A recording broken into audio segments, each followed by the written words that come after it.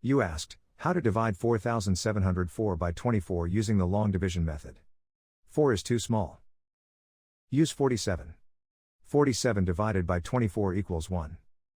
1 times 24 equals 24. 47 minus 24 equals 23. Bring down 0, making 230. 230 divided by 24 equals 9. 9 times 24 equals 216. 230 minus 216 equals 14. Bring down 4, making 144.